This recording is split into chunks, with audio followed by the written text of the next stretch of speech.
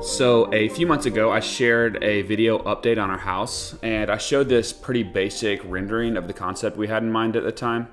And since then, we've been pretty busy. We had our third kid, and I have had time though to tinker around with the designs. And so now we have more of like a medium type fidelity version of the designs. And so I'm gonna show that now.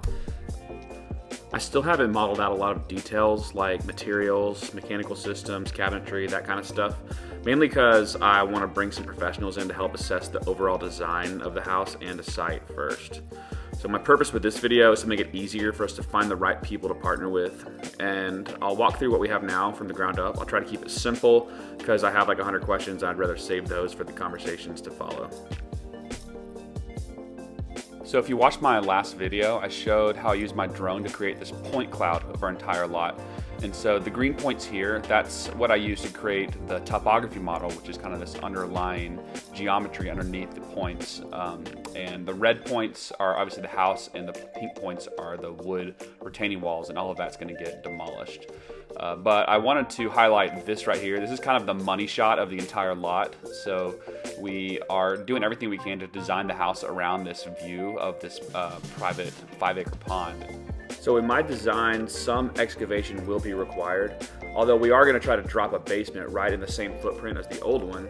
We'll probably expand the basement, or the garage really, a little bit, and maybe cut into the hill to add that guest bedroom. And then also cut in to add a little pool. And with all that dirt we're taking out, we'll level off the backyard and slope down towards the water. And when you look at the topography schedule generated by all this dirt moving, you can see the net cut and fill is pretty close to 0. So we don't really need to haul in or haul off any dirt. We should just be able to use what we have on the lot. So here's a 3D view of our basement level. It's pretty simple. We just have our garage and mostly storage and mechanical space downstairs, but we also do have a big basement, and then ideally this guest bedroom down on the basement level. So moving on up, here is the level 1 floor plan in 3D. So you can see when you enter in the house, you kind of enter into the living space, and then separated by a two-way fireplace is the kitchen on your right. And then there's a dining room, and so from the kitchen to the dining room, that's where we're really optimizing that view down towards the water. Our master bedroom is downstairs, and then you can go upstairs to the level 2, and then the stairs going to the basement are stacked underneath the stairs going to the second level. So, and then here on the right side of the screen, you'll see my office, which is quite deliberately separated from most everything else in the house. And then other than that, we've got a lot of outdoor space here in the back porch that kind of centers around that pool and the view.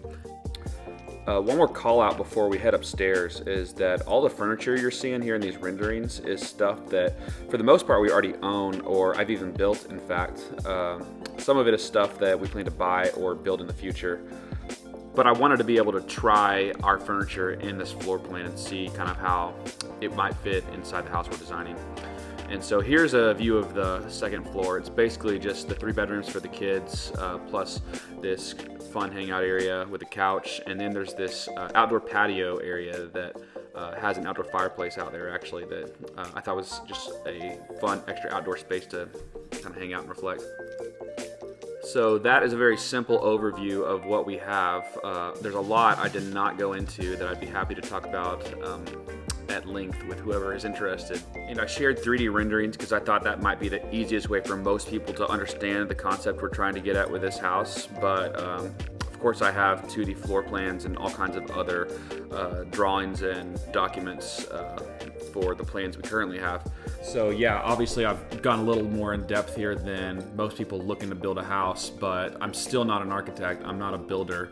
And so this is kind of where I needed to get to feel like I'm ready to start interacting with those people, but I definitely think it's about time to start paying people with a little more experience and knowledge than I have to help make some of the decisions that I need to begin the process on starting to build this house. So.